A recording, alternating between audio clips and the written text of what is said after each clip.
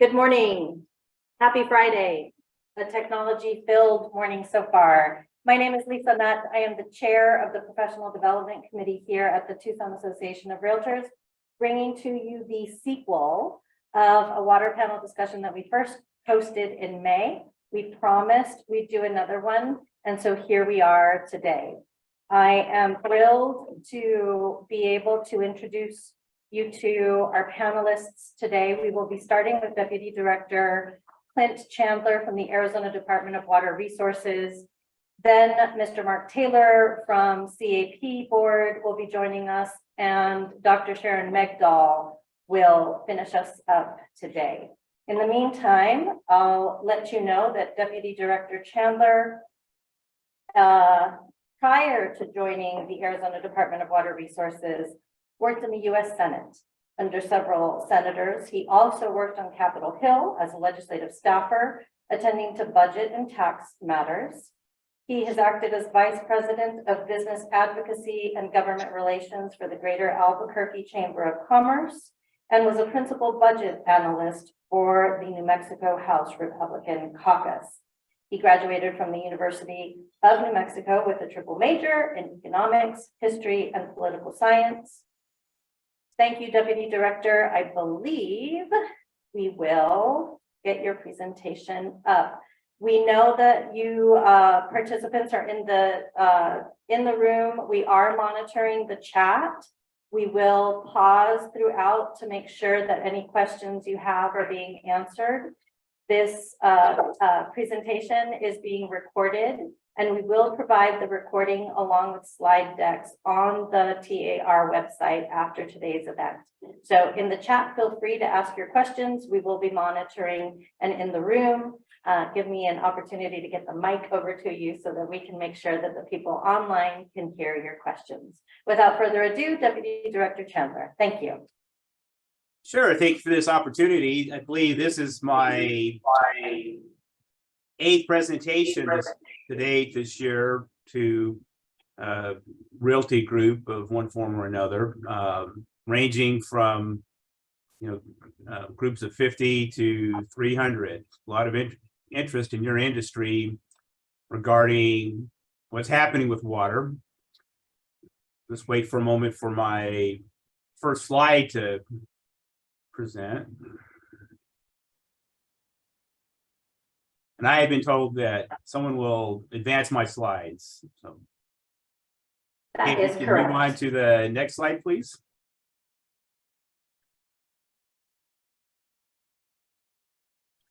So this is what I call our Arizona commercial.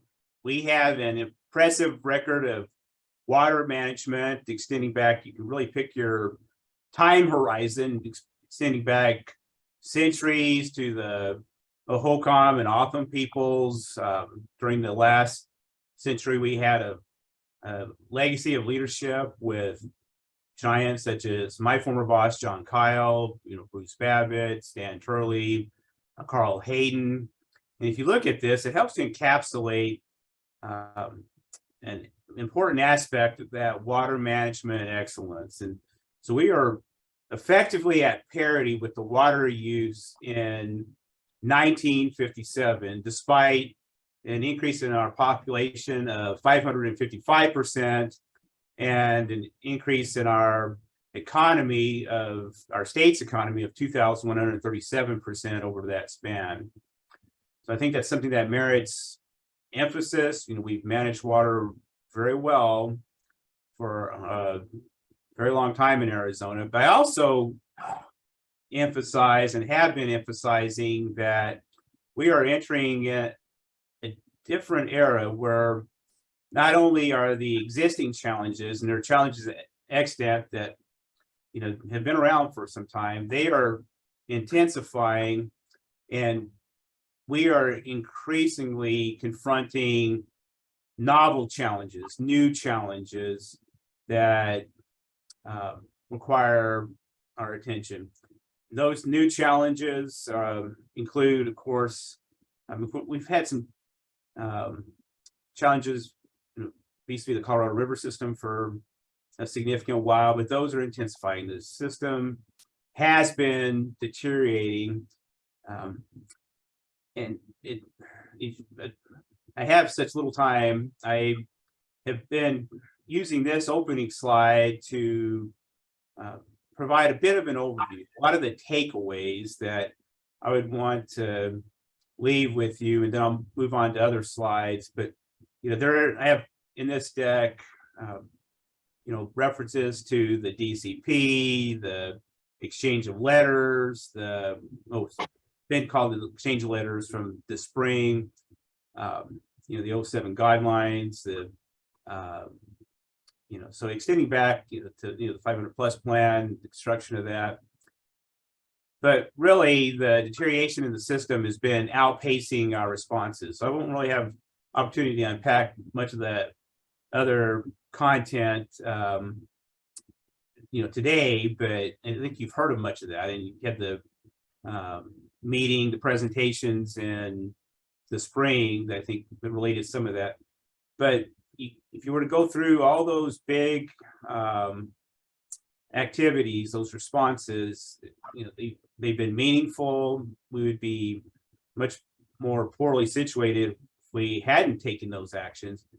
But can't miss the circumstance that the rapid and severe deterioration in the system is outpacing our responses, and that really on the Colorado River system, that explains the choices, the dilemmas that we're confronting today, and that cascades through. So one action contemplated by the department is, we may never see the NIA pool again, or we might, but it's the reliability is so low of what's called the non-Indian agricultural pool that had been available to Central Arizona farmers until the Arizona Water Settlements Act, and then they relinquished that. There's a big story behind that, but that's been going to cities and tribes and other entities since. But because of that diminution in the reliability, and that goes toward our assured water supply determinations, and that's something I'm just going to touch on. It's a very important thing. It's something that has a substantial relevance to your industry, I believe. But the assured water supply program, but as far as the NIA water that's accounted toward those determinations and the 100-year guarantee, the physical availability considerations in those determinations, we're going to have to reduce that. And it's ponderable that there may eventually need to have a change in the accounting for what's known as the municipal and Indian pool, and maybe Director Taylor will discuss that, and the implications to the different CAP pools during his presentation, and give you a little bit more frame of reference on that. But so we're, like I said, we're traversing this era now where we're going through and problem solving, making adjustments to the mounting challenges. We have a decision that we will, or a draft, a proposal, the rule concerning the drought volume exemption that would enable the cities to pump more water, or other entities to pump more water to compensate for a loss in their renewable sources if we arrive at these critical places. And so that would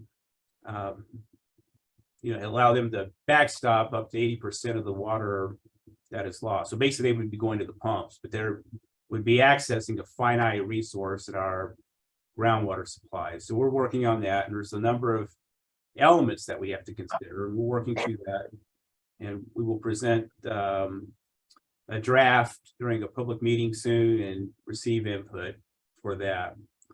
I would also say concerning the Colorado River, as part of the challenges there, is that the past no longer informs the future the way our, our projections of the future the way it had in the past. I mean, in the more recent experience. So when I arrived at the department in 2016, in years after that, I was just what we had used. It wasn't because of me; it had been utilized for years. But kind of the milieu at the time was using the observed record, 100-year record, extending back to the early part of the last century, and that produced a big statistical sample for the modeling. But that also included the bonanza years, like of the 20s, the 80s, other years where we were more flush with water. And given the recent experience, the dry hydrology, the distressed hydrology that we've been running, it's been yielding inaccurate projections. And so that time horizon's been the last 30-year experience, what's known as the stress test hydrology. But even that, the utility, that's not as if there's no usefulness for that, but the utility for that's been diminished somewhat. And with some of the projections, Interior's been using the hydrology just from the last several years, because it has been drying so quickly. We have sure water supply challenges. I don't know if I'll have time to really get to that, but I do want to touch on that before I go. So hopefully, if I'm closing out, I'm running out of time, I'd like to make just a bit of a pitch on that. So something that I would ask you to monitor because of the relevance to your industry. And as you know, as consumers of the news, an active management area was approved by the voters for the Douglas Basin there in Cochise County. We have rural groundwater challenges. It's one of those existing issues I said have indicated have been intensifying. There's the prospect of an irrigation non-expansion area in the Wallapai Valley Basin. In Mojave County, the director will need to render a decision within 30 days of our hearing that had occurred on this last Saturday, November 12th. So these are very significant changes that are occurring, and those we have to implement, like with the new AMA. What's the management goal going to be? The timelines for engaging property owners about grandfather rights and the rest. So there's just much that's happening. If we can move on to the next slide, please. So this is our Arizona water budget, approximately 7 million acre feet, 36% Colorado River. Again, that's a distressed system, 5% reclaimed.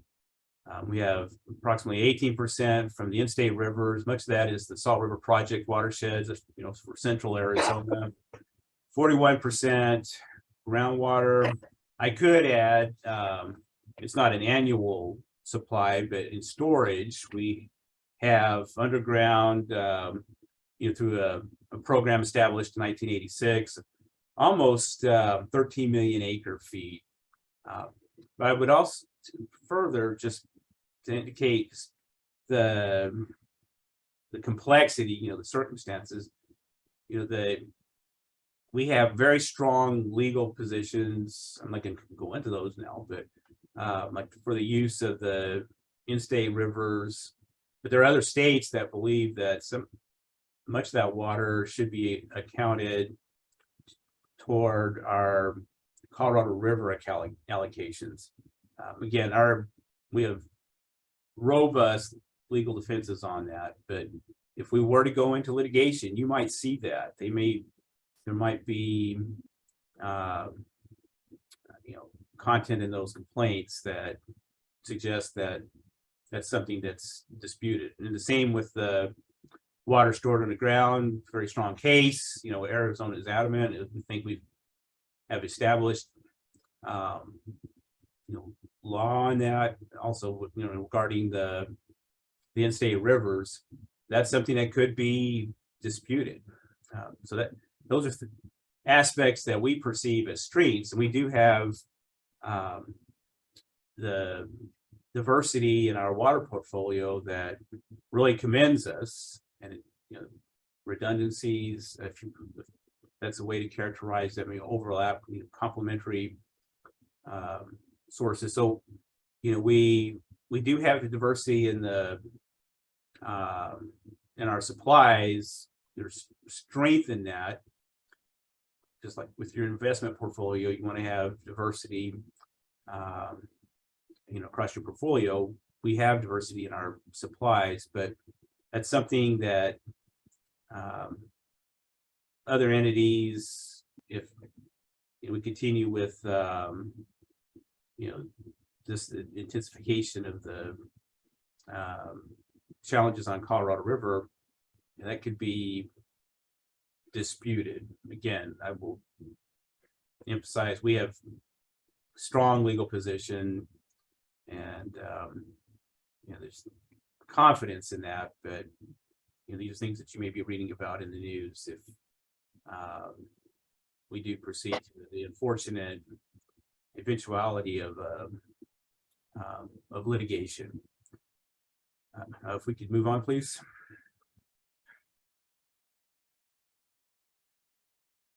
And I will speed up here because I know I'm running low on time. You can see our by sector: 72% ag use, 6% industrial, which includes golf courses, 22% municipal use. Moving on. So this is our storage. Reference storage underground, and that provides us with that water stored underground. We have that water banked, so in times of stress, we would be able to recover that water, turn the pumps on and access that water that we've been putting away for years.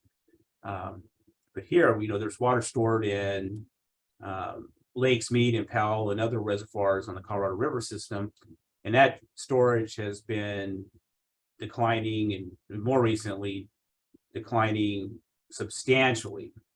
If you could go back to refer to the point for the late 1990s, we were at approximately 92% of capacity.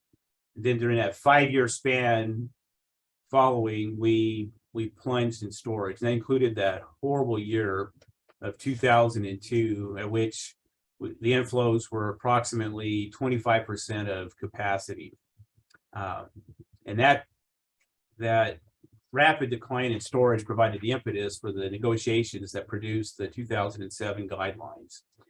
Then it was somewhat stable for much of the while since, until approximately 3 or 4 years ago, and then it really started to plunge. And then with the release of the August 24-month study in 2018, it had declined from 57 to 49%, and then in the following years, in 2019 it was 45% of the entire system capacity.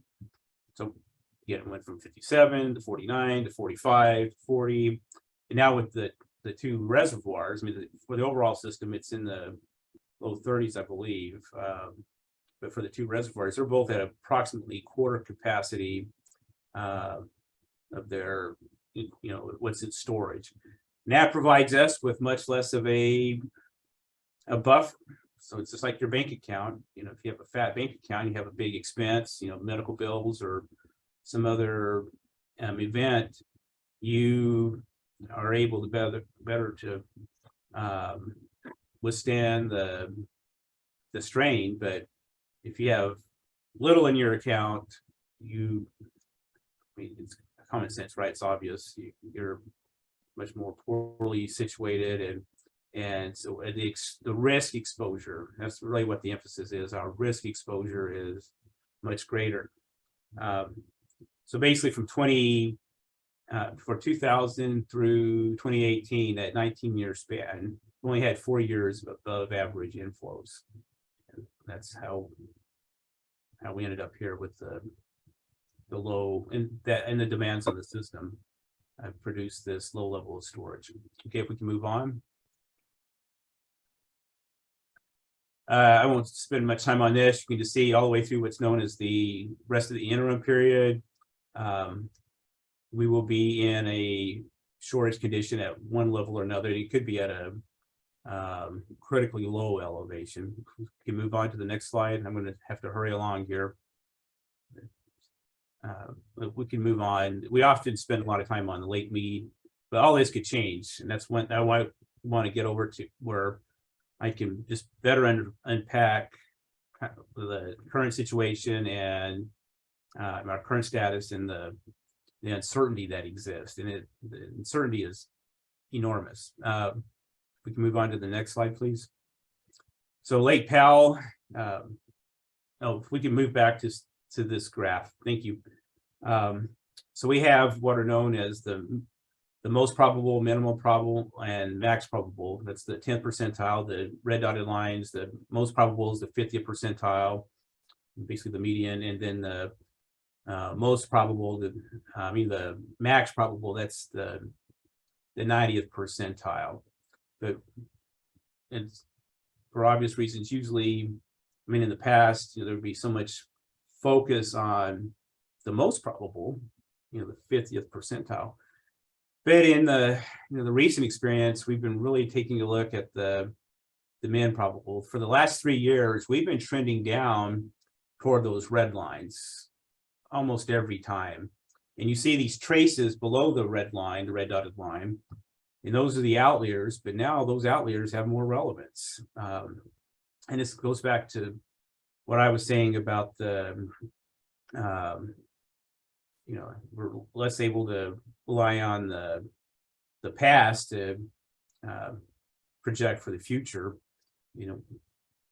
We've been trending down toward those bottom lines more recently, and it's greatly straining the system and substantially increasing the risks. We can move on.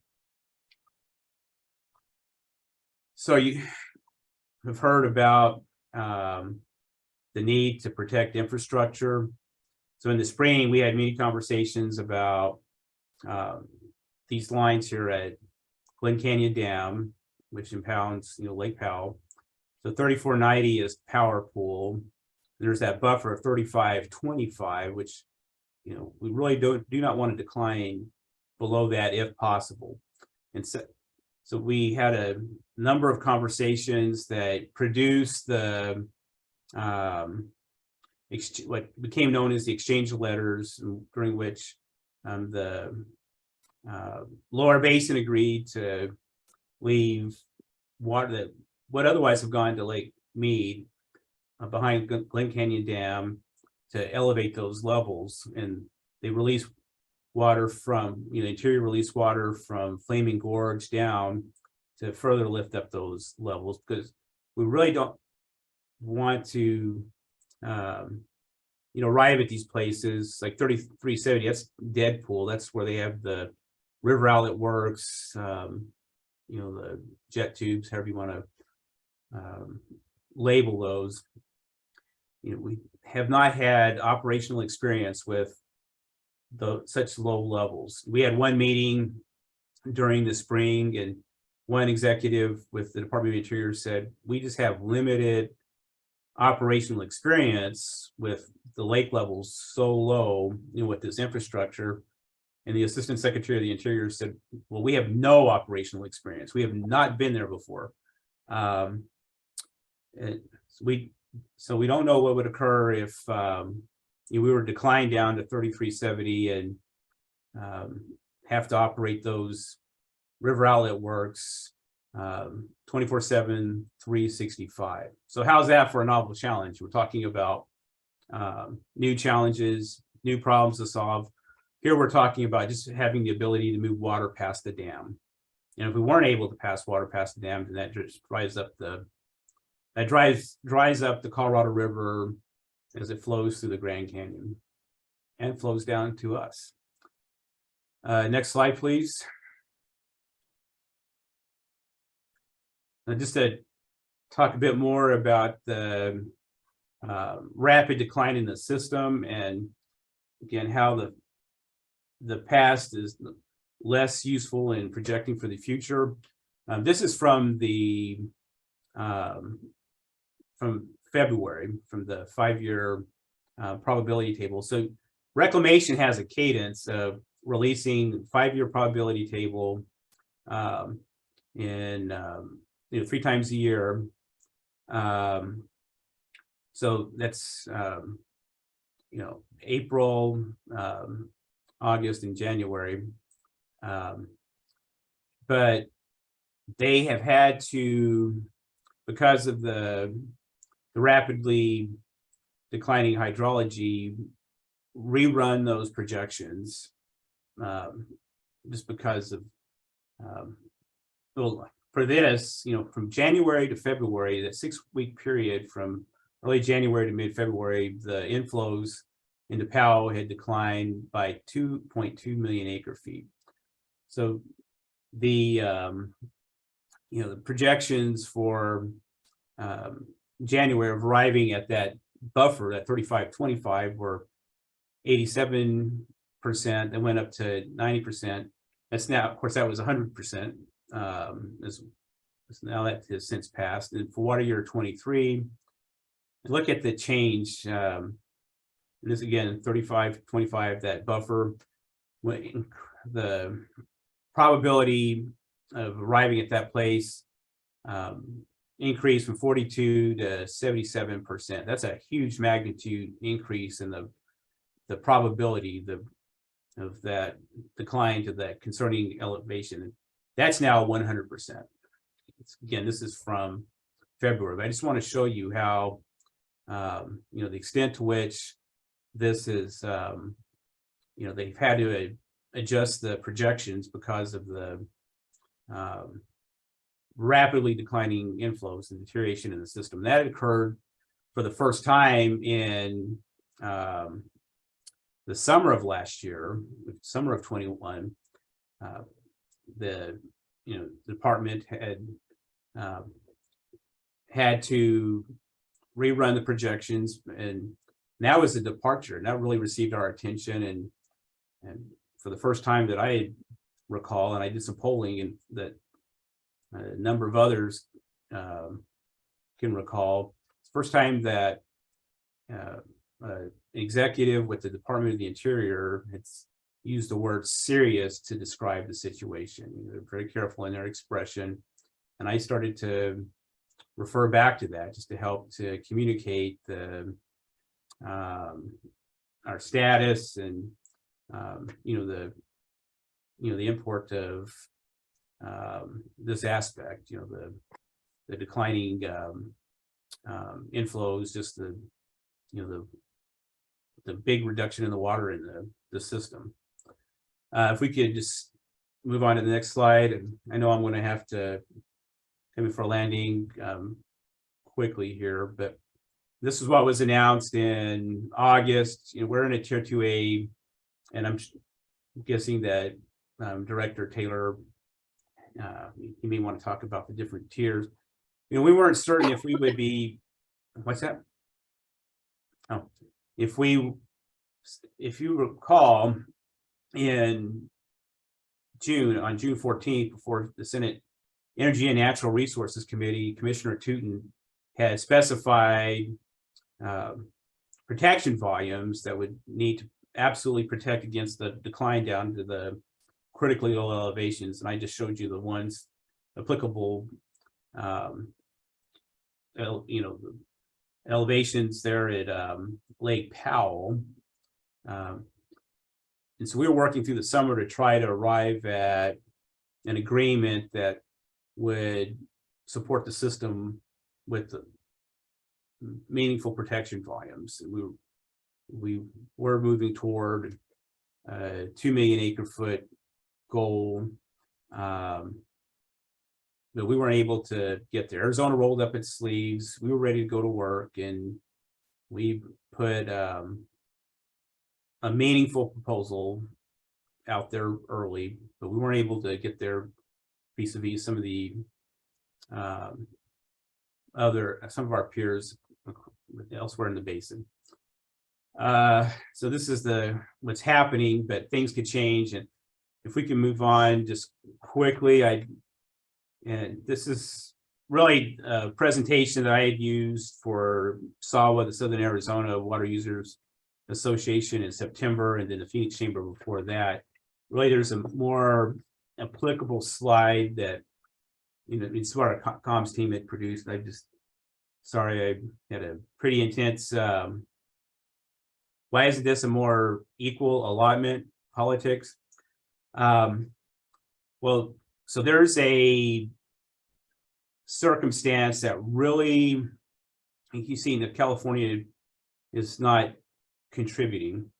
So CAP has the junior priority on the system. So that was what was needed, and perhaps Director Taylor might want to elaborate. We received a lot of questions. Question about the semiconductor industry. Well, I can get to that if I have time. It may cut me off. And at 10 o'clock, we're meeting with basin principals, and I'll need to sub for the director with that. So I'll try to. There's one thing I really want to drive home before I finish, and I'll start to explain the junior priority, and maybe Director Taylor could further explain and unpack it. So in order to enable the construction of the CAP canal, Arizona one big, to back up even further, there's all these layers of complexity, right? We could spend hours talking about it. But Arizona one big with the Arizona v. California lawsuit that went to the U.S. Supreme Court. So we went big in the U.S. Supreme Court in the 1960s with the decision, and the consolidated decree. But in order in 1968 to enable the construction of the CAP canal, Arizona had to agree to junior priority status for CAP. So that means that California would take all of its deliveries before CAP. So CAP would be under that structure reduced to zero before California lost a drop. Now that was politics. So if you might ask about politics, that was politics 54 years ago. California had a much larger, as they do now, congressional delegation, and they held fast on that, and that was the price Arizona had to. That was something that was agreed at the time, and to construct the CAP canal and to build it with federal funds. So during the negotiations that produced the drought contingency plan, that was something that was very much, that was an element that was very much in the discussion in California. And that was before my time here, but we've heard about it. We certainly heard about it this summer in our negotiations. They refer back to that junior priority status. I do want to say, if we can move on to the next slide, please. We're committed to continuing to work. We had we were unable to meet the mid-August deadline, arrive at the 2 to 4 million acre feet, which just increased the risk for next year and subsequent years. But something that occurred just last month, it really has a lot of relevance, and I want to, in my Colorado River remarks on this point, is that Interior issued a notice of intent for a rulemaking, and they issued the Federal Register notice, the subsequent Federal Register notice, the night before last. And so they are evaluating, basically they're reopening the 2007 interim guidelines to adjust downward the release from Lake Powell to Lake Mead. So, and you know, often when I'm going through talking about Lake Mead or Lake Powell, you know, reference the circumstance where we had releases of 9 million acre feet from 2015 through 2019. And now that's been reduced down to 7 million acre feet, but that's the lowest release from the upper reservoir to the lower, from Powell to Mead, that can occur under existing law. Reclamation, and it seemed apparent in a meeting that we had in California in October, that they perceive the possibility of the system deteriorating so fast that they won't have the tools legally to answer. And so they are proceeding through this rulemaking that could enable them to reduce the release from 7 million acre feet. So again, we were at 9 million acre feet just a few years ago, down to 7. That's 2 million acre foot difference. It's a big difference. Down further to perhaps 6 million acre feet or 5.5 million acre feet. If it's reduced to 6 million acre feet, Lake Mead. So I kind of went past that Lake Mead graph. You know, we're at, I think, approximately 1044 at the moment, but we could be down to elevation 1007 with the reduction of an additional million, or it could plunge down below elevation 1000 if it's a 5.5, if it's reduced down to a 5.5 million acre foot release. And I wish one slide that had been included was one that we utilized during the ARC meeting recently. We had an Arizona reconsultation meeting, reconsultation committee meeting on November 4th. And I will just quickly go through these, but there's a lot of significance in each one of these items. So there is no consensus among the 7 states. California has not agreed to a fundamental basin-wide conservation target. They did early in the summer, and then they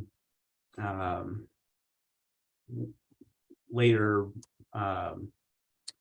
moved in a different direction. We believe the basin, this is why Director Ushotsky and General Manager Cook expressed during that November 4 meeting. We believe the basin is heading toward litigation, which would be a very destabilizing event. Some basin stakeholders have endorsed the idea of assessing evaporation and system losses in the lower basin. That is a position that Director Ushotsky has supported. And that would result in support for the system from California. You're talking about something that's commensurate, you know, politics and the junior party, and you know, that kind of referring back to that question earlier. Every water user is at risk, and every water user, in our view, should contribute. Every water user has water that evaporates and system losses, and we have advocated for distributing those across all users. That's a big deal. I mean, Reclamation is examining that. Reclamation's announcements thus far have focused on voluntary actions without giving clearer ideas of what administrative actions may be imposed. While there is acknowledgement that the CAP cannot realistically be reduced to 0, there has been no proposal that would avert that outcome. And Director Ushotsky has said that neither he nor Ted would agree to any plan that would reduce CAP to 0. And you have to, you know, if that were proposed, then you know, reducing CAP to 0, then that would greatly increase the likelihood that we would litigate. I mean, it depends on the circumstances. You know, always be very careful about how you express these things, but that, you know, that's. Deputy Director. Yeah. Forgive the interruption. I know we only have about 5 minutes left with you. Sure. So would you like to continue to go through slides or take a couple of questions before we lose you? If we can move to the assured water supply slide very quickly. You bet.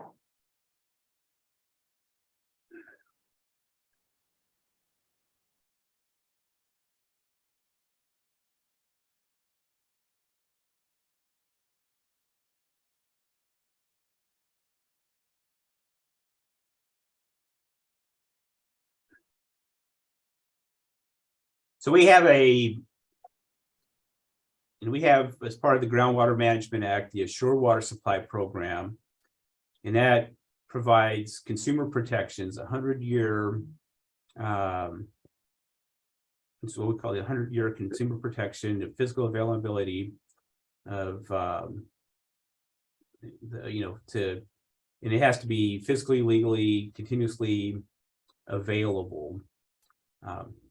And as I've presented to your industry, if we could continue to advance a bit more, I just have slides on the program there. I've asked if those protections were weakened, what would happen, and only what would happen, and have received indications that that could result in a decline. If you were there, if you could back up just a bit. So we've arrived at those limits in Pinal County. Back one more. Uh-huh. I think it's one more further back right there. Right. So it's within the 5 AMAs. It has to be, like I said, physically, continuously, legally available. There are other aspects to that. In our view, that 100-year horizon is important. There have been some. They often don't do this publicly, this being, just like conspicuously, but there have been some that have advocated for a reduction in that horizon down to 50 years or even less. So do I have a slide for Pima County? I don't know if in the reference to the program, or I did have one. Well, I think I'm just about out of time. This is something that's applicable to Pima County, the Tucson AMA. It's a very important program. It has resulted in limitations in the Pinal AMA, and has impeded and slowed.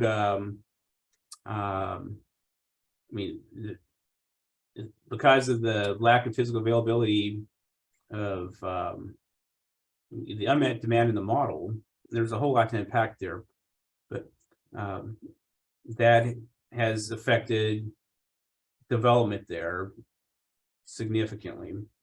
And there's some that already have certification, designations. They have that room to grow, but there are others that don't have that, and they've hit the limit there. I would encourage you to monitor legislation, your association to monitor legislation relating to the program, and certainly would advocate for transparency, that anything that relates to that program needs to occur out in the open and, fully debated and be discussed, understood. I think that has very significant relevance to your industry. And that's what I've been hearing as I've been presenting to realty groups. If that guarantee were weakened, how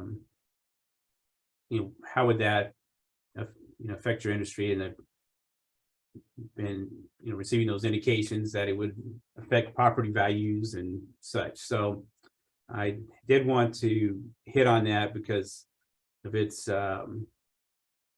connection to what you do. I mean, every bit of this is connected to what you do, but that's something that I think has immediate proximity to your industry. I did have a slide about southeastern Arizona and the groundwater situation, and Tucson is better situated. You've been storing water, putting water underground. The basins to the east have been challenged, and hopefully this slide deck will be available to your members, and you can review. Here's the WIFA, the new WIFA, big story there, bias toward action, $1 billion toward beckoning in, bringing in new water to Arizona. So certainly it's always a good way to end the presentation. I know there are a lot of questions. I think I saw in the chat references to Santa Cruz and Tucson AMA. I'm not sure exactly what was desired there. If you're asking for like the water portfolios, and I think Director Taylor is going to talk about how I'm anticipating. I assume too much. He's going to talk about the impacts, the CAP reductions on Tucson and your water supply there. This is just a graph regarding the what might occur with the decline in the release from 7 million to 5.5 million acre feet. So I probably am. Thank you so much. And I just want to thank you once again, Deputy Director Chandler, for joining us. I know, again, you mentioned you have another commitment. We will let you go. We will make this slide deck available to the membership and the community through the Tucson Association of Realtors website. So it will be available along with the recording. And I want to assure the people in the chat that we also have Mark Taylor and Dr. Sharon Megdal in the room, who will be speaking to some of the questions that were posted, and or if they don't, they have both indicated that they're happy to answer those questions. So we have those questions captured, and rest assured we will get to them. Thank you again, Deputy Director Chandler. Be well. Happy holidays. Thank you for the opportunity.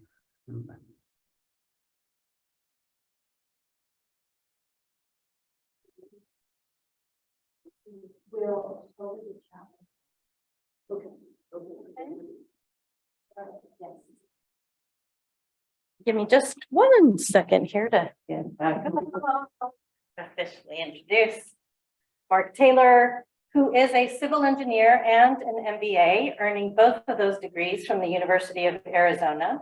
He has been working in the field of water utility planning and design and water policy throughout Arizona for more than 30 years. In addition to being vice president of the CAP board, he is vice president and founding partner of Westland Resources. He has served on the Tucson Water Citizens Water Advisory Committee, the Pima County Regional Wastewater Reclamation Advisory Committee. He's an international volunteer with Water for People, which provides safe drinking water to economically challenged communities throughout the world. He also serves as honorary commander of the 43rd Electronic Combat Squadron at DM, is an active member of DM 50 and the Military Affairs Committee of the Tucson Metro Chamber of Commerce. Thank you so much, Mark, for joining us.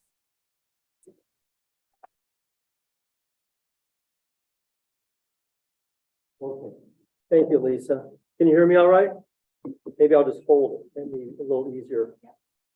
That's good. And then you want to use This guy. And gotta share. All right. Yeah, what I like to do is really kind of focus, as you can tell, watching Deputy Director Chandler. It's a pretty complicated situation right now. You're reading a lot of stuff in the papers, all about the shortage, what's going on with Arizona, and I'm sure you want to, if you walk away today knowing how that affects your industry, I think that's where we really want to hit today. So I'm going to try to hit it from a high level. How does this affect you? What do you say to your clients who are buying homes? What does it mean to the future of water? And especially both from industry side and residential side. So that's what I really want to hit today. Really want to think a little bit about priorities. When there's a shortage on the river, remember there was one of the slides Clint had, there's 36% of the water in Arizona is supplied from Colorado River. That's what I'm here to talk about. My portion of it is that 36%. That's what we supply the Central Arizona project. We take that water out of the Colorado River and we bring it into Central Arizona to Maricopa, Pinal, and Pima counties. 80% of our population, 80% of our water is used in those three counties. And that's what Central Arizona project does, is brings that Colorado River water into those counties. And it's mainly what we call a renewable supply. That's what I want you to think of it as. Because remember, you guys are really regulated by the assured water supply regulations. That means for subdivisions, whether it's commercial or industrial or residential, you need to have an assured water supply for those buildings to be built. And that assured water supply is based upon a renewable source, which is really rivers or effluent. That's it, not groundwater. That's not considered renewable supply. So when you see that huge amount of groundwater that's being used by Arizona, a lot of that is really for, I want to say, grandfather irrigation for farms. It's for areas outside the AMAs. And it is as a basis for some of the subdivisions. But remember, any subdivision that uses groundwater, you have to have a renewable source that replaces that water. So you almost have to think of every subdivision, every industry that really needs to be supplied by a renewable source. That's what CAP is. That's why it's so critical that we maintain that source of renewable water into Central Arizona.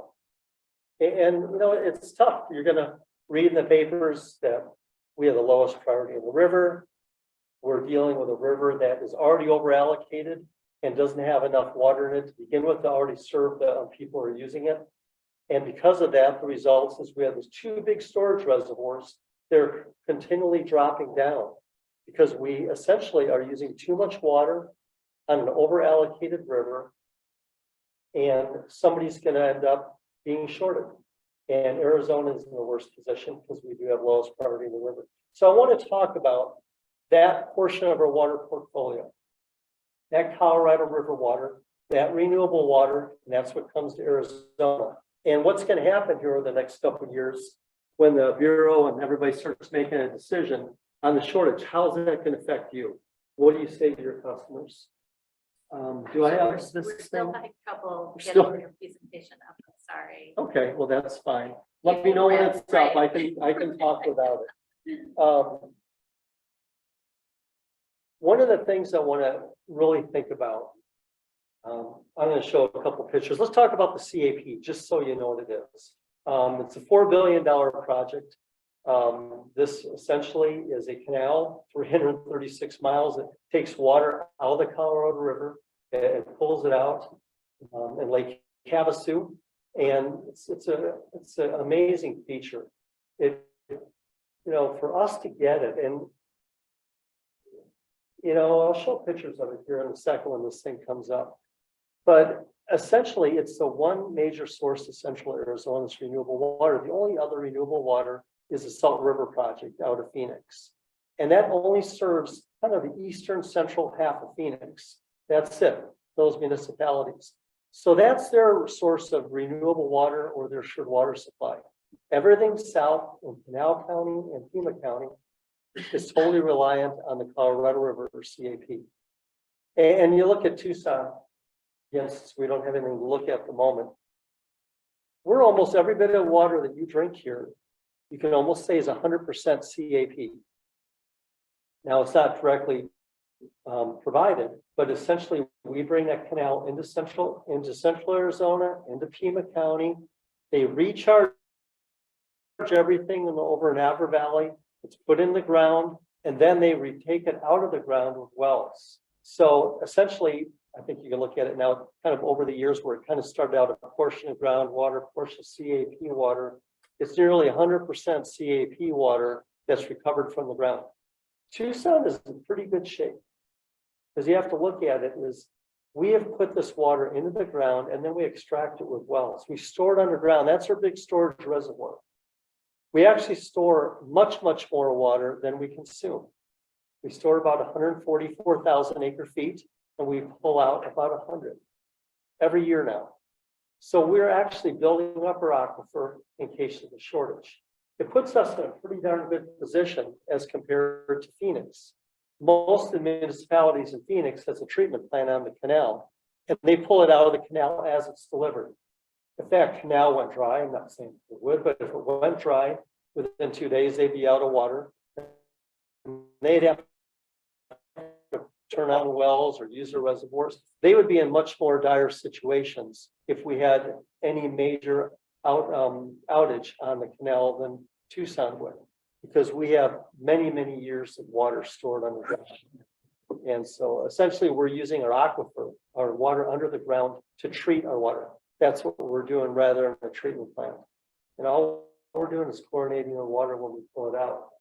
Any chance we got slides, or So we're still having trouble. still having problems, huh? Okay.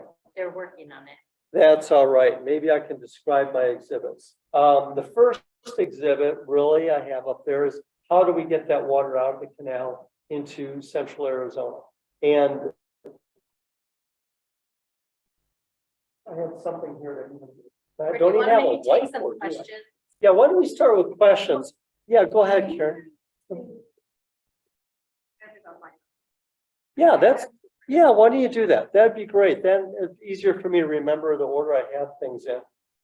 I do want to talk a little bit. We can hit some questions on Clint's program, but oh, I mean, thanks. I don't know which slide you want to be. Nah, on. that's- Does it go that way? Let's see, let's see. Yeah, it goes up and down. Oh, It's perfect. just open. Yeah, thanks, Sharon. I appreciate that. Why don't we hit a couple questions first, because I think Clint may have talked about a lot of different stuff. What were some of the questions that Clint had? And I can just hit that. So how population growth in terms of people moving in from out of state might impact our water levels. He provided that graph about population and how we're actually using less water now. But is it factoring in those that are moving into the state from other states like California, for example? You know, we've always had a large population increase. I don't know, about 4% more or less per year. And as you've seen, even the population growth, we've always had a very stable and definitely a reduced gallons per capita per day, which I think has been great. So the amount of water we're actually using, even with increased population, has been level or dropping down a little bit. Our biggest problem is we are going to have a reduction in the amount of this renewable water coming down the Colorado River. And when you look at what we're allocated, we were allocated what's called 2.8 million acre feet per year to Arizona. That's the number. Okay, and we'll show it on the graphs when we get it up. But we have what's called lower basin states, which is California, Nevada, and Arizona. And we divided up 7.5 million acre feet. Of the 7.5, we got 2.8. And that's what I want to talk about with priorities. First of all, what's a million acre feet? 1 acre foot is 1 acre. It's 210 by 210 feet by 1 foot high. I think I calculated once I was in this room, an acre foot's about the size of this room. Fill up this room with water. It's about an acre foot right here. So we get 2.8 million of that allocated out of for Arizona. Over 1 million of acre feet of that is allocated to all the farms along the Colorado River, which is Yuma and the Colorado River Indian tribes and everybody along the Colorado River. They get about 1.2 million acre feet of that. And remind us, Mark, how many acre feet of water a typical household uses? About 4 households will use 1 acre foot per year. In Tucson. Yeah, there you go. You don't want to say Phoenix because it'd be probably a lot less than Phoenix. About 4 households. So that's how you want to kind of look at it. I am going to get to the slides on this because we used to carry about 1.6 million acre feet into central Arizona every year. We're now down to 1 million acre foot. And that's because the shortage on the Colorado River. We have to take, Arizona takes the shortages first before anybody. in a much, much greater amount. And as we learn, as the shortage gets worse and worse, we're going to take less than 1 million acre feet. Could be potentially a lot less. I think you heard Clint talk about it's potential for us going to zero if they follow the priorities. Now, why does Arizona have the lowest priority? I'm getting to your question, but kind of in a roundabout way. I want to make sure you understand the priorities of this thing. Why would we go to zero? I mean, zero would be pretty devastating when you have all those treatment plants in Phoenix that uses that water off that canal for all the homes. And we use it here in Arizona. We need that 100,000 acre feet to go on the ground every year just so we can pull it out of the ground. Because we can't just keep pulling water out of the ground if nothing goes in. So what happens? Why would we ever go to zero? That's the question. The reason that's even a potential is because we won a lawsuit. I think Clint talked about it, Arizona versus California. And the lawsuit we won, and court said we do get that 2.8 million acre feet. But we had no way to bring it into central Arizona. Yeah, all those folks on the Colorado River, they could use their portion of it. But how do we get it into Phoenix and Tucson? So we're not continually relying on groundwater. Because before CAP, we're the largest city in the nation relying totally on groundwater. We were sucking that, remember, we had flowing rivers 100 years ago. Now our water level's down to 450 feet because we're mining this water. We couldn't keep doing that and have a growing community. Even growing Arizona would not be what it is today without bringing in CAP water. So we needed this renewable source. So we couldn't go back to just pulling out the groundwater anymore. So we needed to build a Central Arizona project. We knew we needed a canal in Central Arizona. And when we went to get the allocation through Congress of $4 billion, of course, California and their very large delegation at the time said no, because they were using more in their allocation. They were pulling out and bringing more. They already had their canals, the Metropolitan Water District. They had their canals to the Imperial Irrigation Districts. They're using more in their allocation. They sure didn't want Arizona taking the full amount and they had to pull back to their normal allocation. So they fought it for 10 years. And they had the power in Congress to not allocate the $4 billion.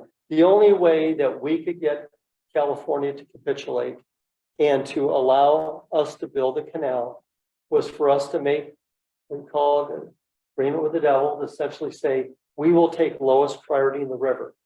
If there's a shortage, then Arizona will lose it first before California. We made that agreement. Yeah, go ahead. Yeah, to CAP, not to all of Arizona. It's the CAP portion, which again is us, Central Arizona. So if there's a shortage, CAP is the lowest priority. We will take it before California would. And that's where we are today. So that hence is the reason Clint was talking about, oh good, we have it up. The potential for us going to zero. So I don't want to call it doom and gloom because it isn't. I don't think we'll ever get to the position where water doesn't come out of the tap. That's not going to happen. In reality, with politics, with everything else, we are not going to go to zero. We're not going to have water not coming out of the tap. That's something nobody ever has to worry about. What we have to understand is the priorities and the amount of shortage on the river and the pressure that puts on Arizona and the pressure that puts on Central Arizona. What's going to happen in these negotiations that are going to happen over the next couple of years? Where are we going to be? How much water is going to go down the canal? And who's going to be affected? And it's going to be the lower priority users, which we're going to talk about, which is really going to be the interior farm fields, Central Arizona farm fields. It's going to be other folks who are going to be losing water. There's going to be probably huge restrictions on turf and ornamental, or how do you say, non-functional uses of water, major restrictions. And there's going to be large price increases. That will happen, in my personal opinion. How much or how it works is kind of what we're here to talk about. So let's go ahead and go forward now. Used up half my time without a slide. So Okay. How does this go forward here? Which one? Nothing's happening yet. Oh, my goodness. Okay, we'll try again. Keep trying, go ahead.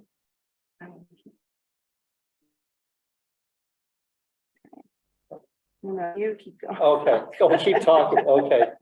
So I mean, I don't know if I really hit the question so much as to say, the priorities are what's gonna make the difference. We are gonna, whether the government or I mean, whether the state ever says, hey, we're gonna restrict growth, nobody really knows. But something will have to, we are gonna have a shortage and there will be losses of water somewhere. Well, And and that's- in terms of restricting growth, can you clarify, as it relates to that water assurance, right? And developers have the requirement to show the 100 years of assurance. I have heard that Pinal County is not permitting new construction. What's happening in Pinal County, and that's really a groundwater issue that's tied to the shared water supply. And what happens is, Pinal County was really never made or never set up as an AMA to have essentially no reduction in groundwater. It was not set up to essentially equal out what's coming in, what's going out over there. So it's always been a pure agricultural and mainly agricultural county. And what's happened about 7-8 years ago, DWR looked at that groundwater that's being renewed, and we're going to go below the level of 1,200 feet in Pinal County, and there's no water for new water uses. So when it comes to getting a subdivision plat in Pinal County, they haven't had a new subdivision plat approved in Pinal County for probably 8 years now, and they probably won't unless something major changes. They're not finding enough water to subdivide. What you're seeing out there in Pinal County right now is lands that's already been subdivided, they can be built upon. Lands that don't have to be subdivided, they can be built upon. As long as you're in a municipality and they have a service area permit. So if you're in, Casa Grande or you're in Coolidge or Florence, as long as they, the water company has the ability to serve your water, they can do it for a industrial lot that's not subdivided. They can do it for apartments because that's not required for subdivision approval. The build to rent is a really big deal right now. Build to rent generally does not need assured water supply. They can be built. And you can build homes on currently platted lots. But right now, DWR is not having any new subdivisions in Pinal County. And I don't see a lot of light at the end of the tunnel where that will happen right now. Hope that answers your Yeah, let's question. go ahead with your Okay. slides. I'm not sure if we need to admit this person. Oh, is that right? Okay, so we're Sorry, the iPhone person. Okay, well, anyway, I'm gonna go through these pretty fast because we talked about a lot of them. This is the CAP canal. You can actually see, I actually have a mouse up here. which Well, is I'm no gonna way- admit this person here. Okay, hope the slide still works.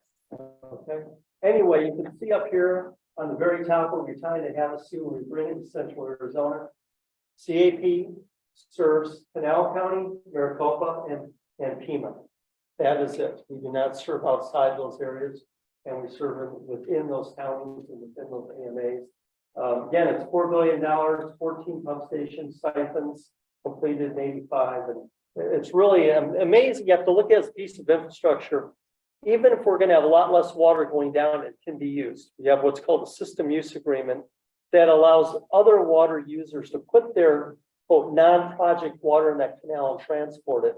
It's an artery that goes into Arizona that will be used and will be always valuable to Arizona. Even during a shortage, we can move water in and around throughout Arizona to other portions. And it's always going to be a very valuable asset.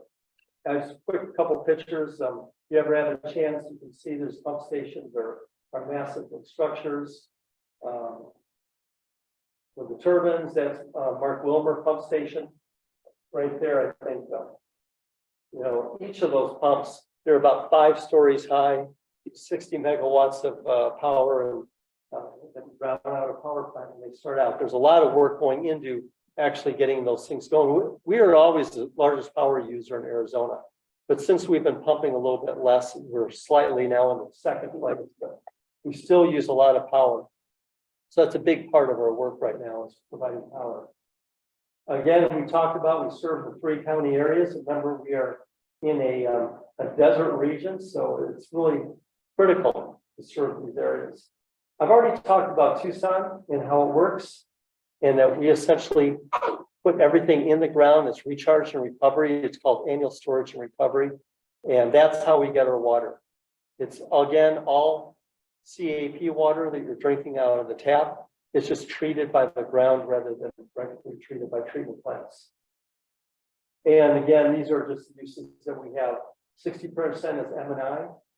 You'll hear me say M&I all the time in municipal industrial. Tribal contracts are 35. Agriculture is really now is at 0. We do supply agriculture, but it's not us supplying them directly. It's either the municipalities or tribal storing their water underneath the agricultural districts through what's called GSFs, or groundwater savings facilities.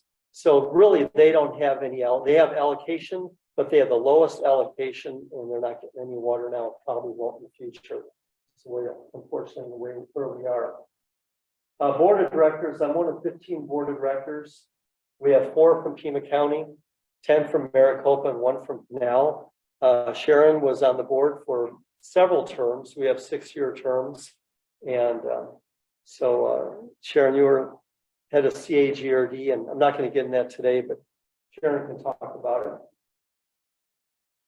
This is what we really wanted to talk about here today, is how we have the priorities on the river. Sharon's really going to be mainly focused on what are the solutions, and there are solutions. What I may give you is kind of dire. It may not look good, and it isn't good. And we will be cut back a lot in Arizona. And that's for you to kind of understand why we're being cut back and why the priority system is set up, and who set up the priority system. But the solutions, there are solutions. We've always come out of it, and we're going to come out of it again. And there's a lot of opportunities for providing new sources of water for what we're going to lose on the Colorado River today. But again, Sharon will keep that one through. When you read the articles, you want to read about the upper basin and the lower basin. That's who gets the water from the Colorado River. There's 7 basin states. We are in the lower basin. And the upper basin is, you can see Wyoming, Utah, Colorado, and New Mexico. Lower basin is Nevada, California, and Arizona.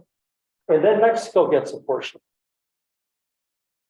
So originally, when the water priorities or allocations were set up, it was back in the 20s when there's a lot of water. And they said, we're going to give 7.5 million acre feet to the upper basin, 7.5 to the lower basin. And we have about 1.5 million losses. So that's 16.5 million acre feet. And they thought they had more than enough water to provide that. Well, we're finding out today, we only get about 12 million acre feet on the river. That's what it produces.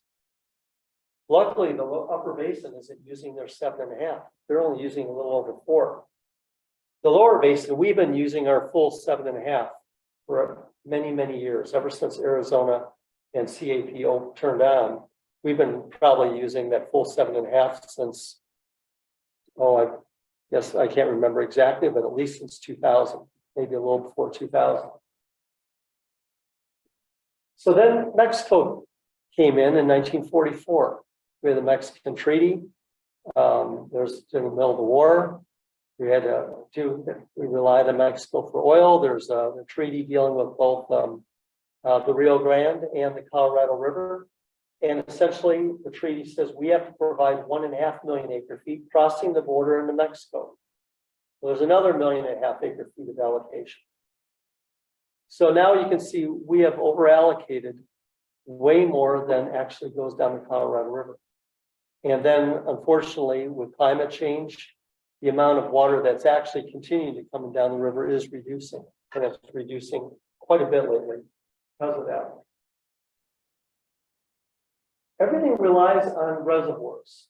That's our one, there's tons of reservoirs and dams along the Colorado River, but the only ones you really want to focus on generally is Lake Powell and Lake Mead. They're the ones that store the water. That's our massive big bathtubs. And those bathtubs have 20, 30 years of storage in them. And did have 20 years of storage. They were totally full in the year 2000. And now they're around 25%. Again, we're using more water than the river produces. So it's being taken out of these bathtubs. It's being taken out of Lake Powell and Lake Mead. And we're now down to a critical location. If we keep on taking that much water out, very soon, within a couple of years, we're not going to have enough water in those two lakes to even have we may go to run of the river, we may go to bed storage, we may actually in Lake Powell get to the point we can't produce power. That's why it's critical right now.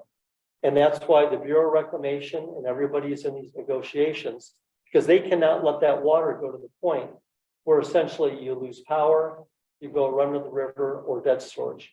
Can't allow that to happen, and they're not going to allow that to happen.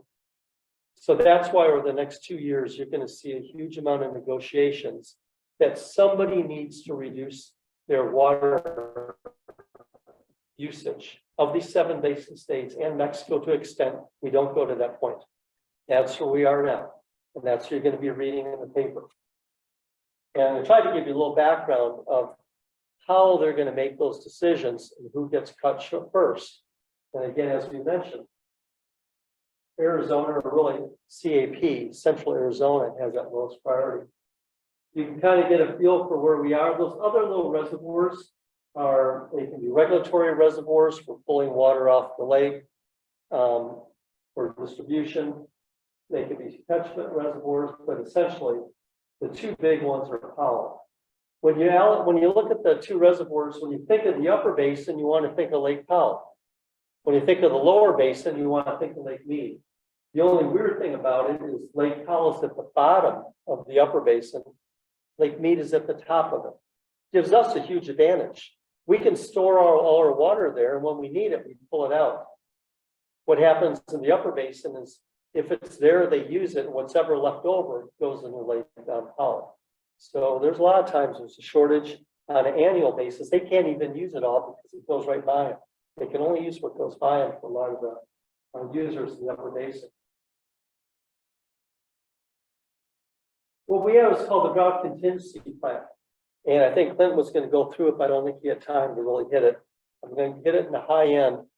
What it is essentially allocating who uses the water during the shortage. We had what's originally happened in 2007. It was a big agreement, shortage sharing agreement in 2007 that set locations. When Lake Mead gets to certain elevations, certain people lose their water. And it wasn't enough. So what happened is, about 3 years ago, Sharon was very involved in it, CAP is very involved.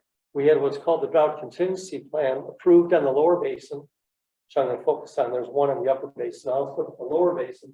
Said at certain levels of Lake Mead, you're going to have tier shortages. At tier 1, at elevation 1075, for what that's worth, we're going to lose 512,000 acre feet of our water. And remember, we only get 1.6 million acre feet for CAP. That's a third of our water. We're in a tier 1 shortage this year, first time. We lost a third of our water this year. Actually, we lost a little bit more. I think we actually did not take out 800,000 acre feet, almost half of the water CAP. We did not take out the Colorado River. That's what Arizona left behind. We're in a tier 2A shortage starting next year. We're going to lose 592,000, that green circle there, getting to be more of the water. If we go into tier 3, which is a very potential next year, we're going to lose the red circle, 720, about half of the CAP water. So the question is, if we lose half of our CAP water coming to Arizona, who loses it? I'm throwing this out, as we mentioned before, that we had 2.8 million for all of Arizona. You can see on the left, looks like we lost our denominator, our y-axis there. But look on the left on river, they have the highest priorities. Priority 1, 2, and 3.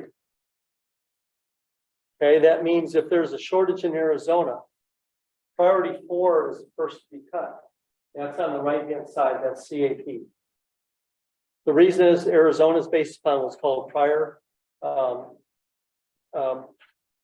out, Sharon. I say it all the time, I can't even think of it. Prior appropriation. We are based on prior appropriation state. That means whoever used it first has the highest priority.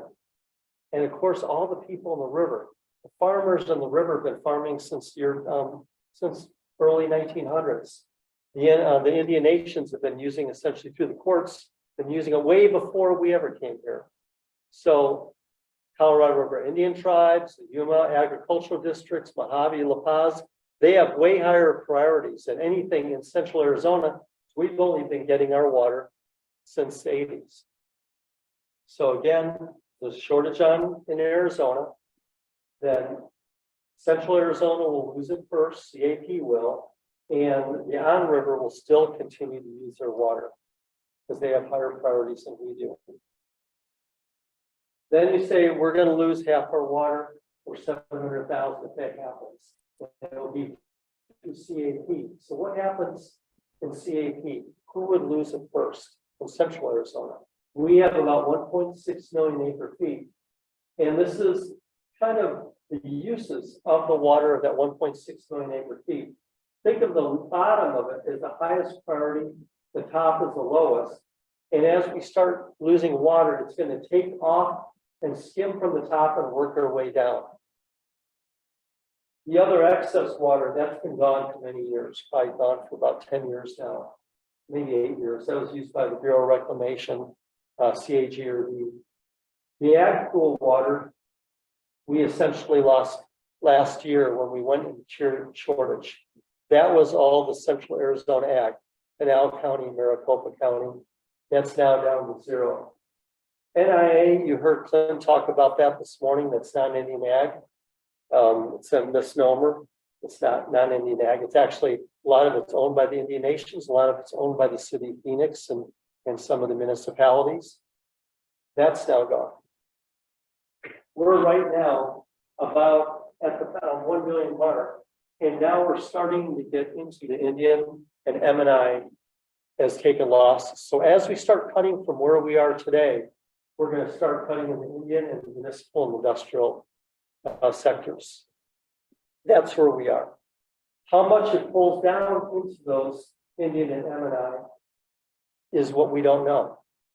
And we're not going to know that until further negotiations happen with the basin states or with the Bureau of Reclamation actually makes a decision and imposes shortages. That's what we're waiting to hear. Let's see if this goes to the next. This is why I was saying tier 2A, you can see where we lost at the top. We lost 592,000 acre feet at the top with the excess, the ag and the NIA water, and we're just starting to skim into the Indian and M&I.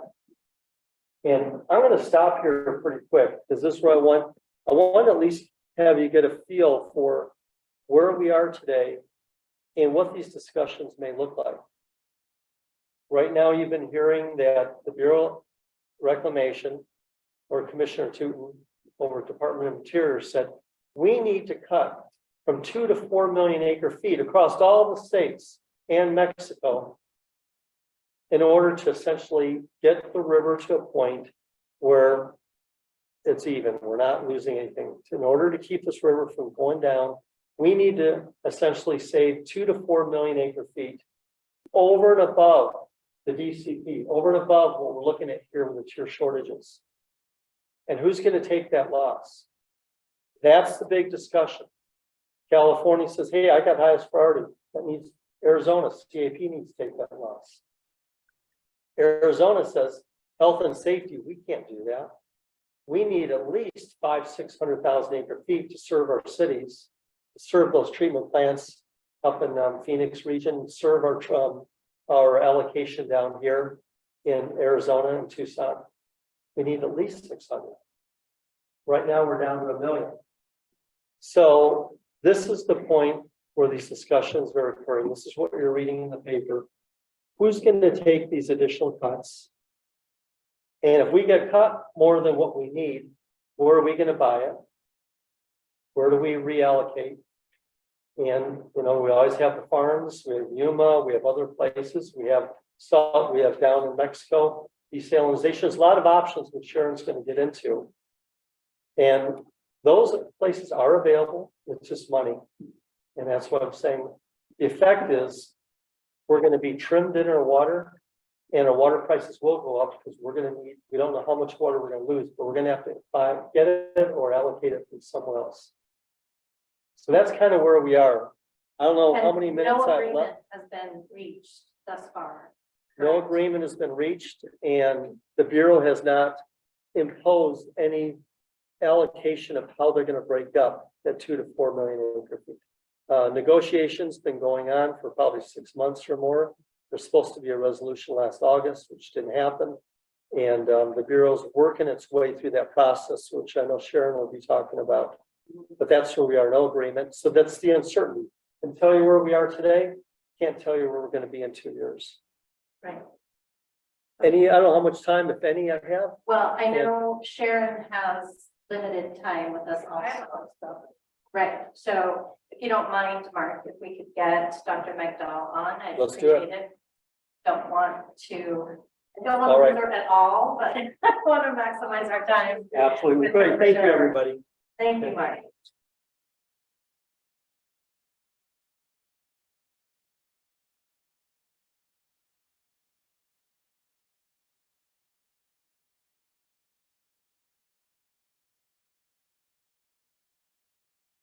While Amy gets us ready, she is a professor and specialist in the Department of Environmental Science. She's also an endowed professor and a distinguished outreach professor.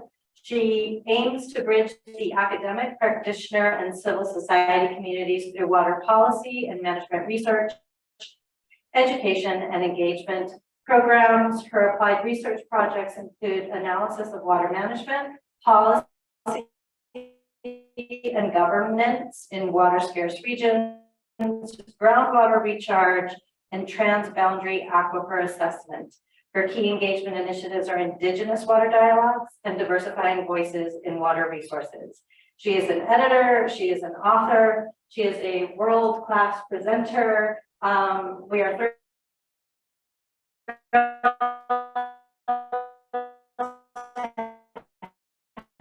here. She has served on the CAP board, this initiative.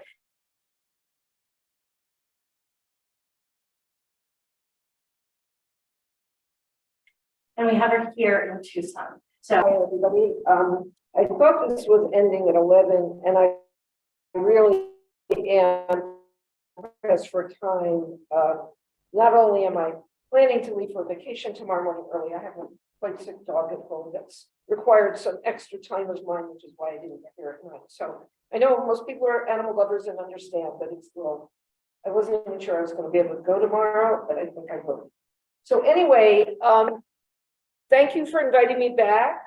Some of you may have been here for when I presented, I think it was in May. And my slides you have from there, and what I wanted to do, and I knew we'd get short on time. Off the record, I knew that it was going to be difficult to pack in all that Clint Chandler wanted to in his slides, which I saw. So I have some things that I did include in my slides that I may say a little bit more about because he didn't get to touch on it.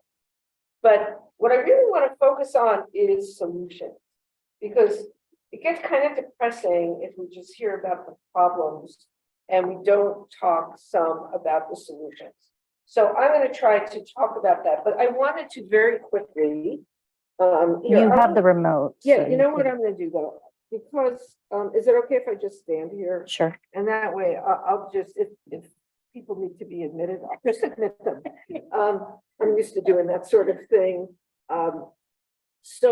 I am director of the Water Resources Research Center, and we really do bridge the academic and real world communities. We do a lot of webinars, and like last time, I'm just going to invite you to subscribe to our Friday weekly wave, in which we announce our programs today at noon, we have a program on the Santa Cruz River Collaborative.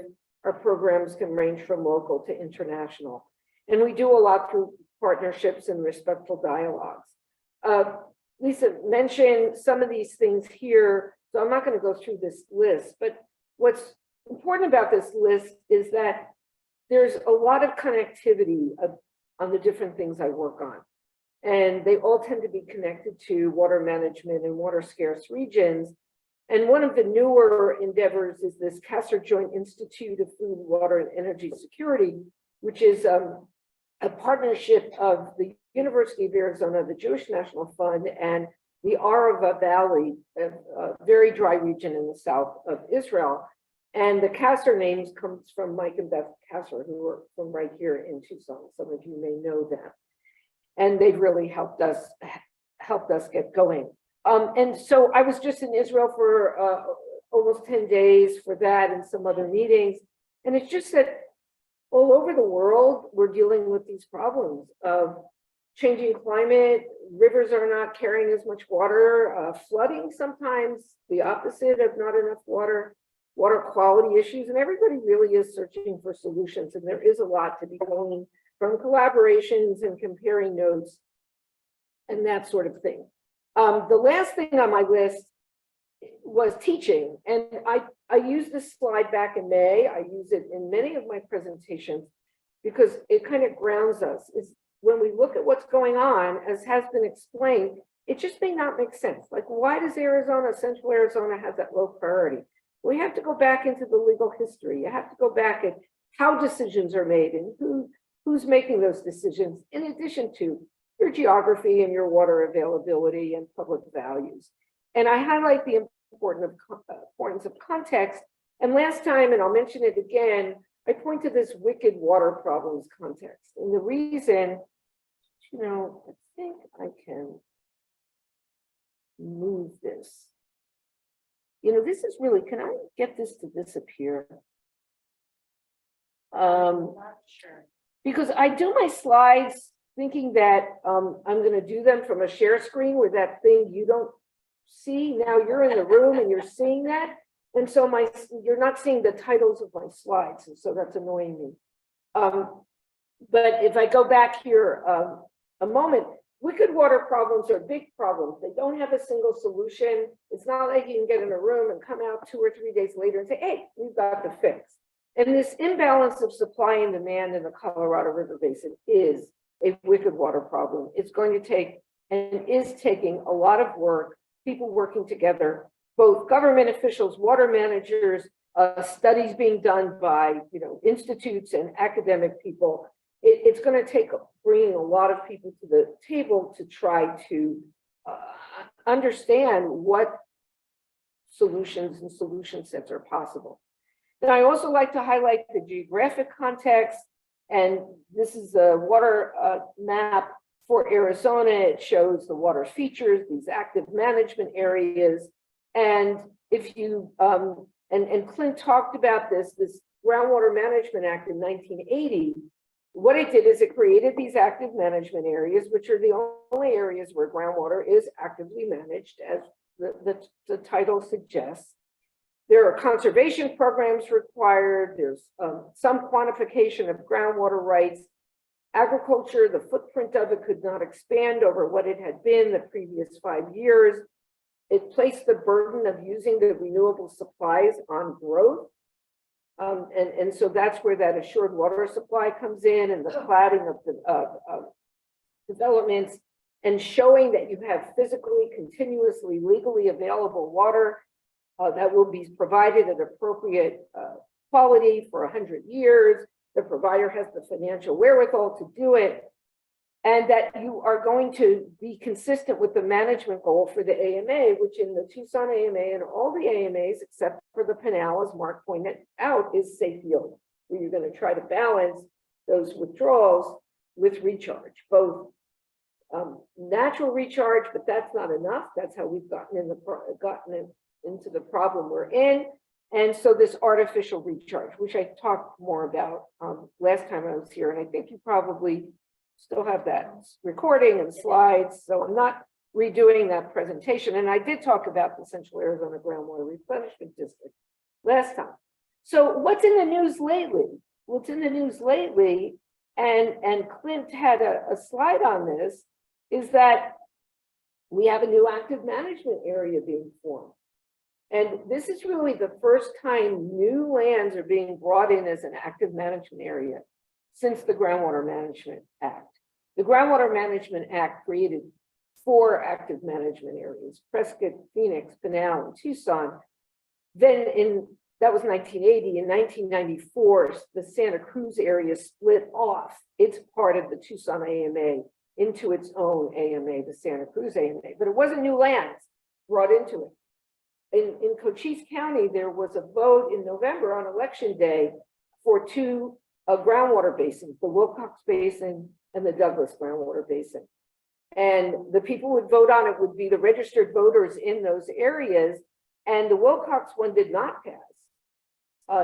The Douglas one did. And so what I'm showing now on the screen here is a map on the left that comes from our water map poster that just shows some of the differences across the state in reliance on surface water versus groundwater.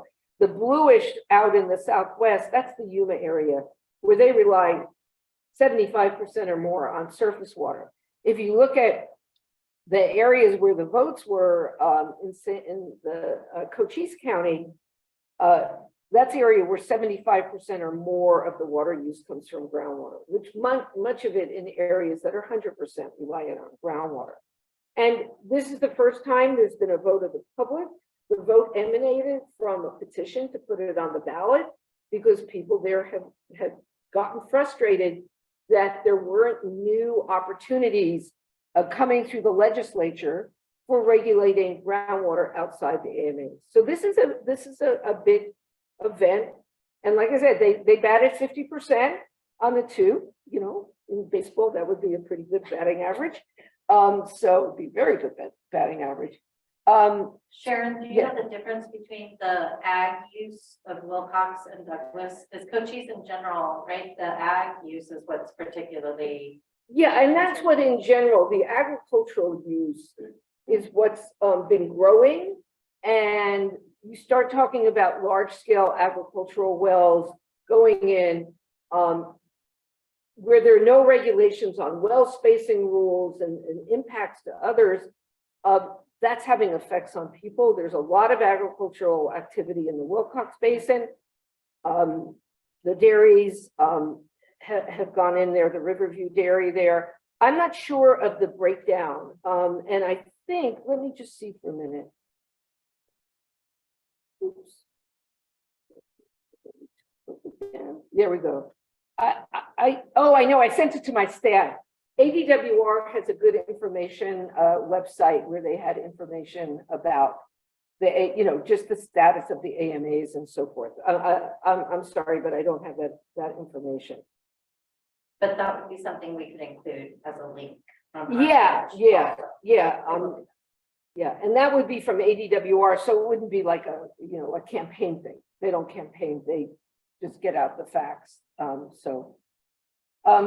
And then this is the map of the basin, just remembering Arizona is almost wholly, located inside the basin boundaries.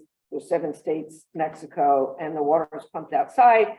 We also have to remember tribal nations are part of this. And it's a very dynamic situation to think about 30 sovereign tribal nations in the Colorado River Basin, 22 in Arizona, 7 states, Mexico, the federal government. It's really a challenge to figure out how, when a pie is shrinking, what to do about those shortages. And so just wanted to put up those couple of maps. All right, so let's talk a little bit about categories of solutions and options. And I'm going to come back and talk about these on the left individually.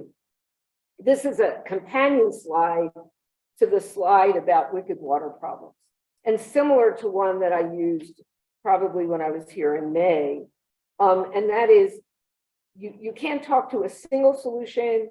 It's not going to necessarily happen quickly. It's not going to happen cheaply. And so you have to look at solution sets, and the list on the right, functioning cooperative mechanisms, trust and mutual respect, which you hope are out there, but they're not always, and you have to be, cognizant of that.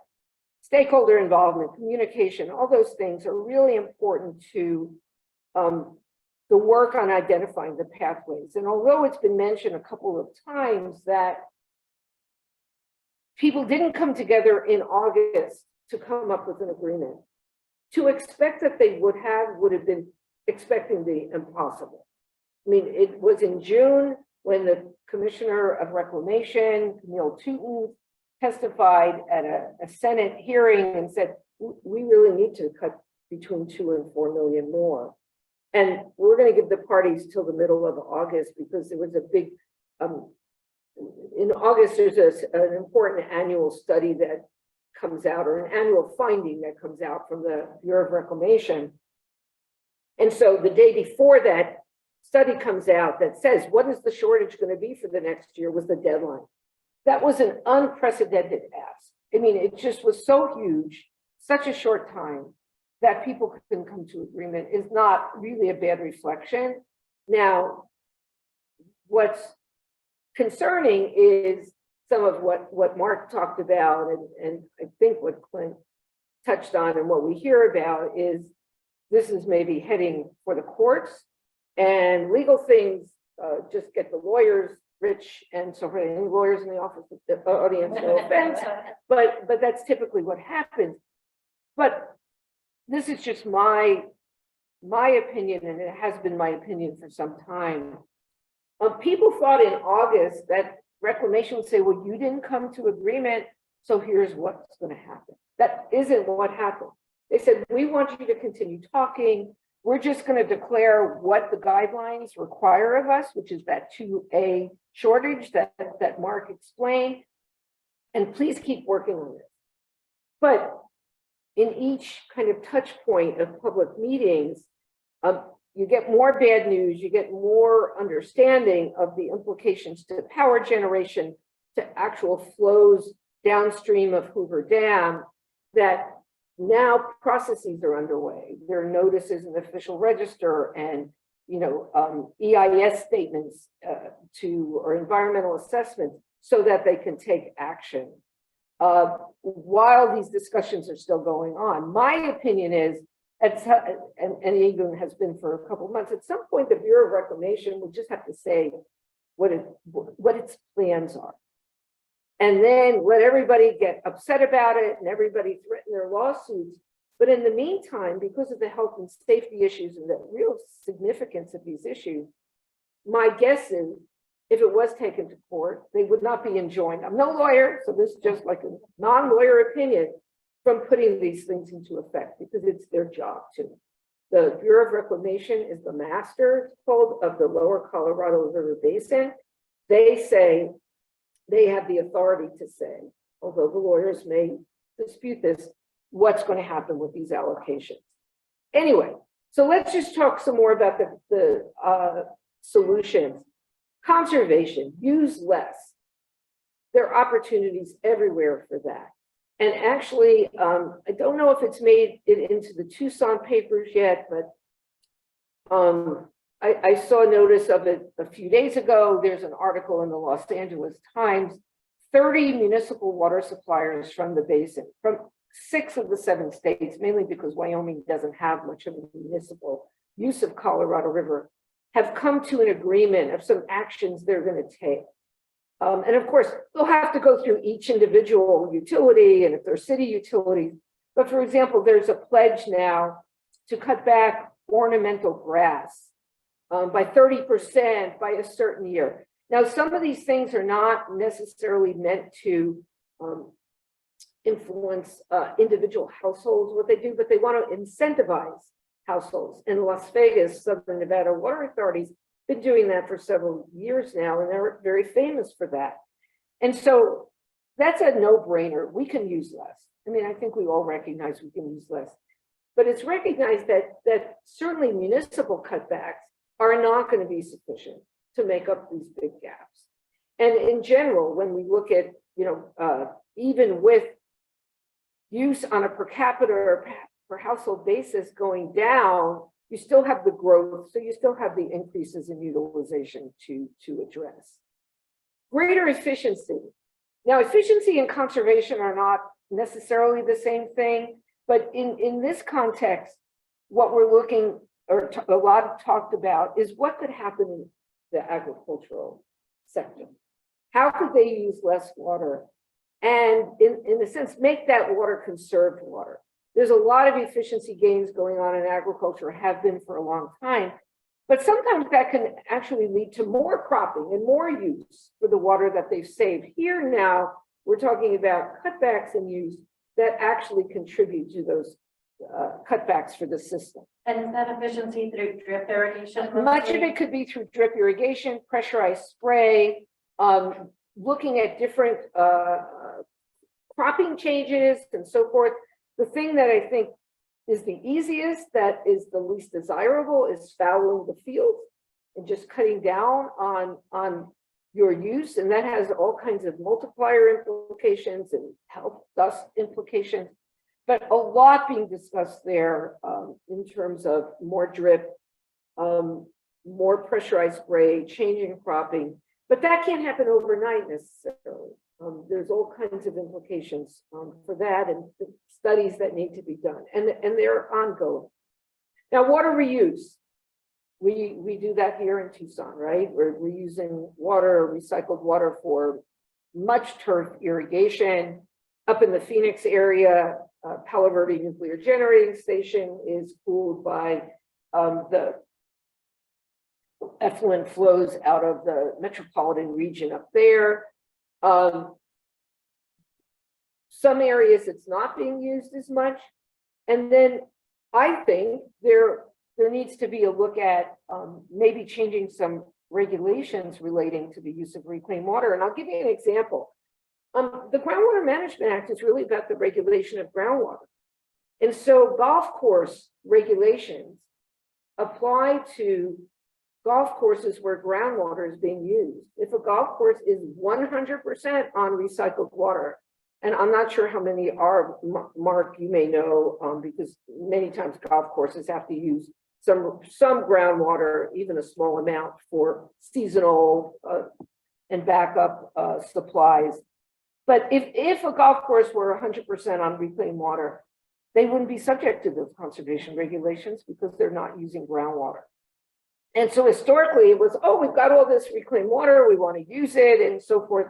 Now people recognize it's even more valuable than we thought. And it could be, and it can be treated to potable quality, drinkable quality.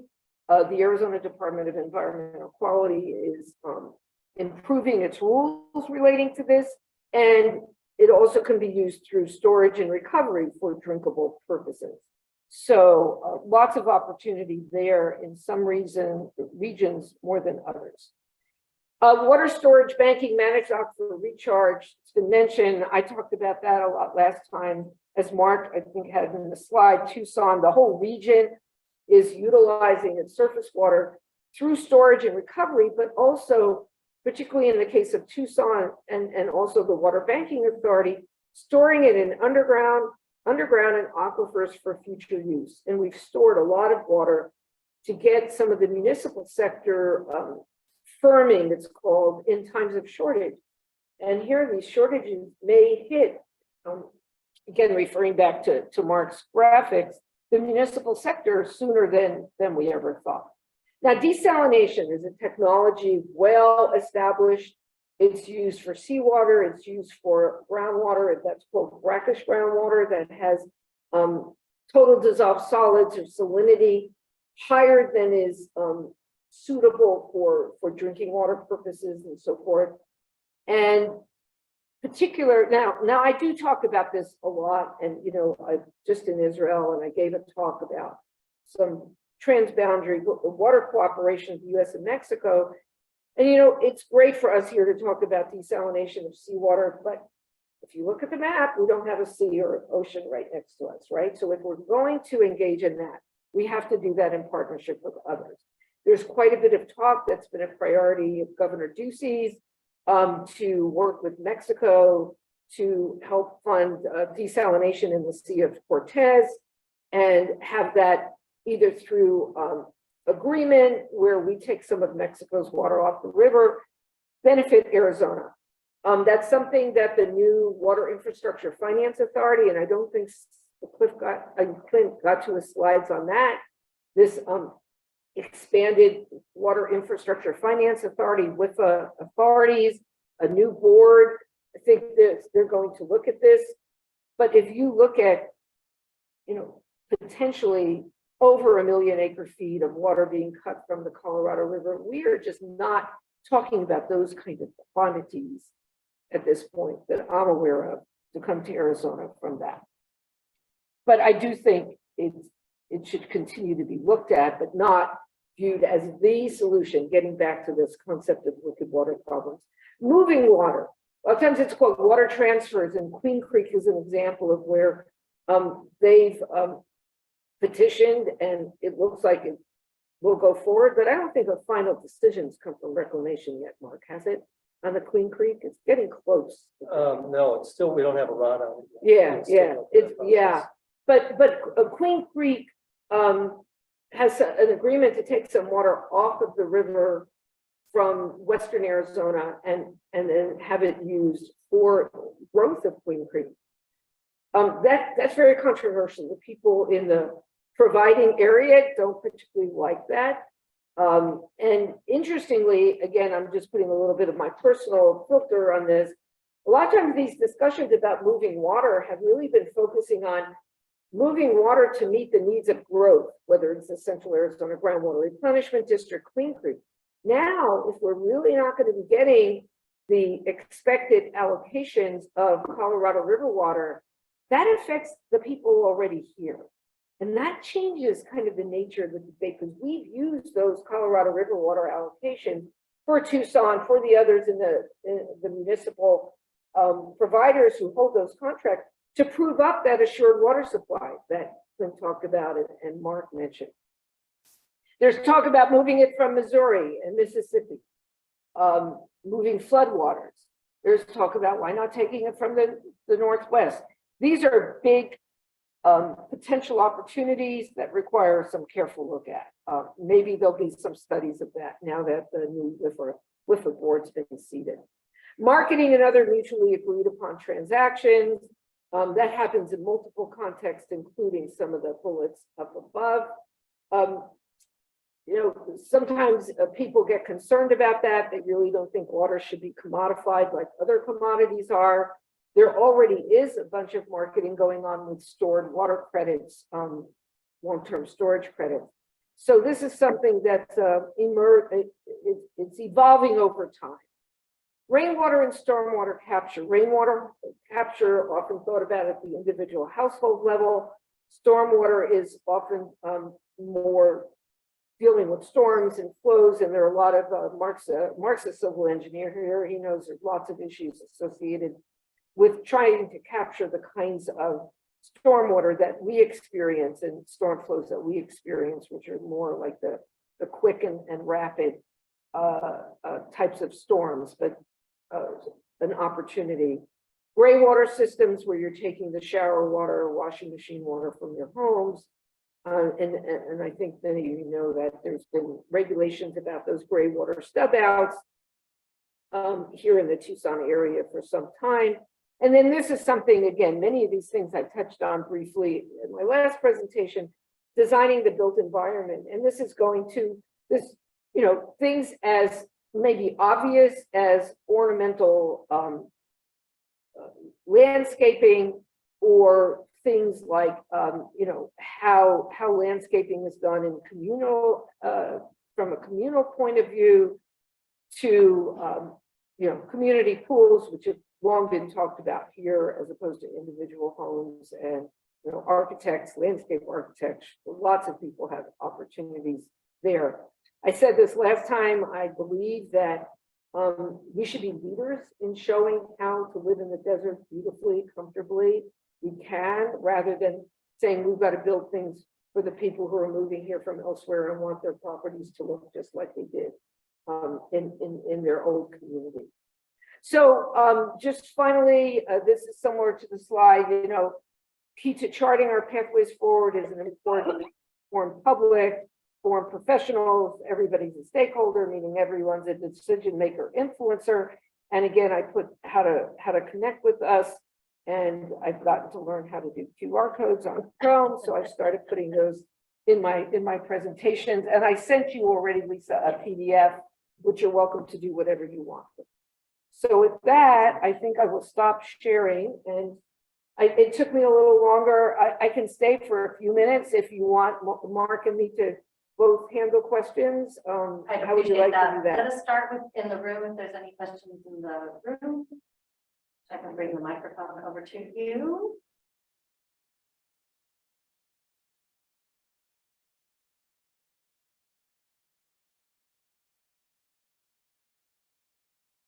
So I have heard that the price of water here in Tucson went up. So all of our bills went up, and I had just heard that, water's never gonna really go out of our tap ever.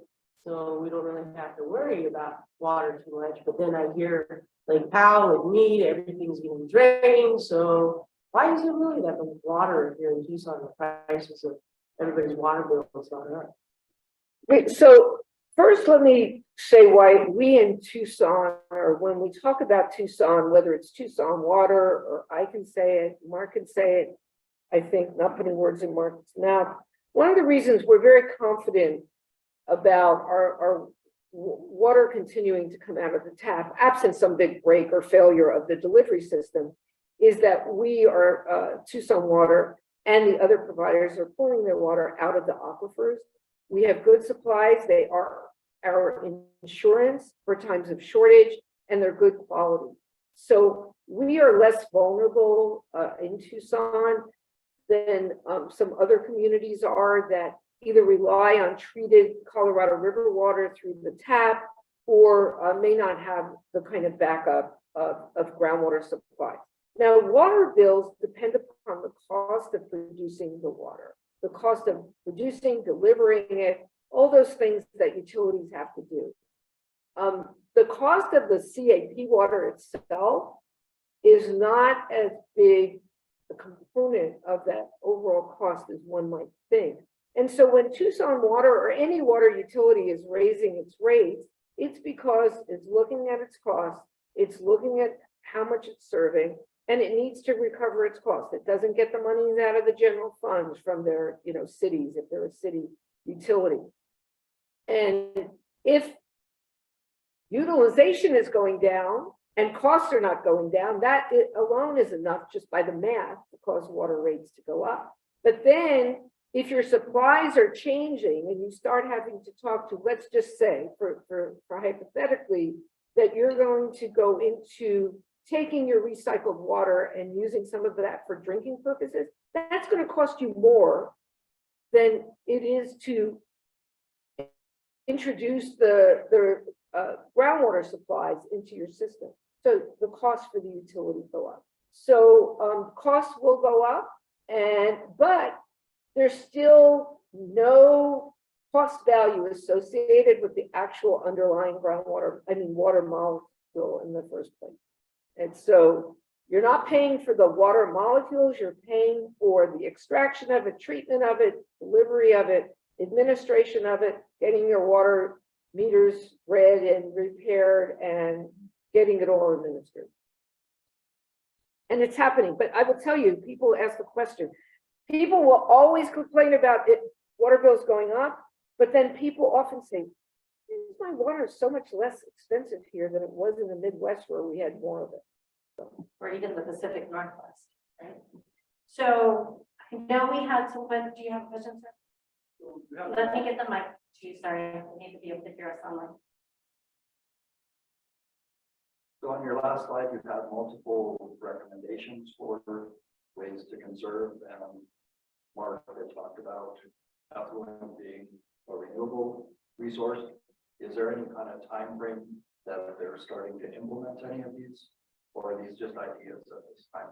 what I was attempting to represent is these are elements of solutions, and how they get packaged and the time frame for them may vary depending upon about what area you're asking the question. So for example,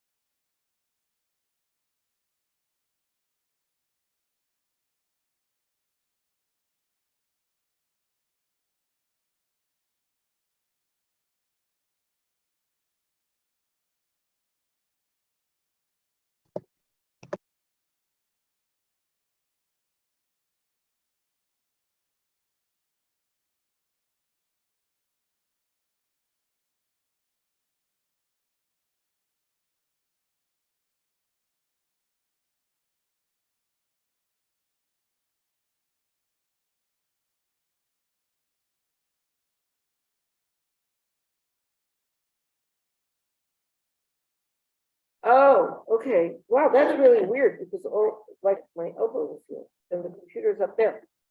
So it will vary depending upon where that may be. And so in an area that isn't using effluent as much, you might see a more quick time frame to that. Mark, I don't know if you have more you could say about that. I don't.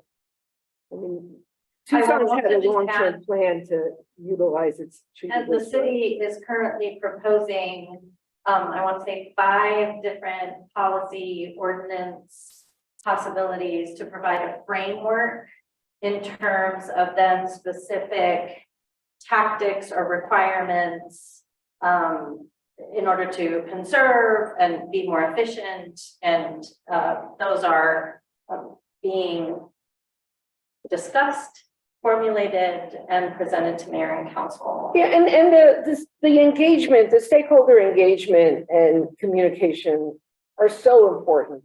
And, you know, I think all the utilities are always looking at ways to do that effectively.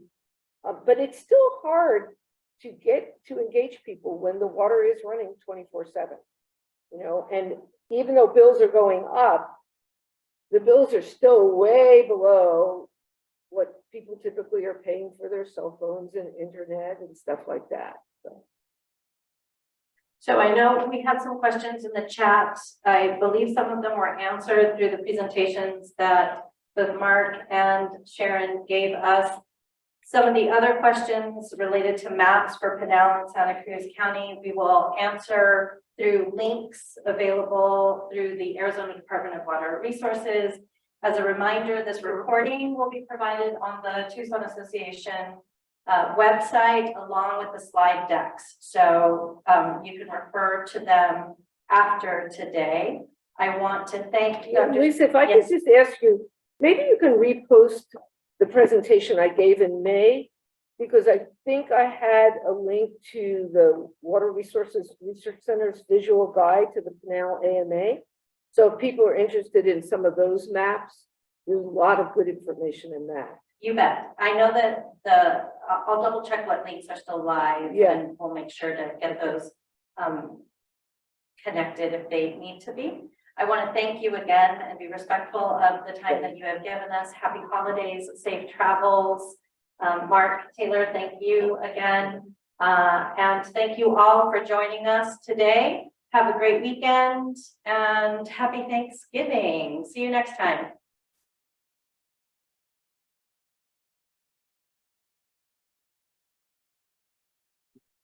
Sharon, I like your connoisseur dress or whatever you like. That That,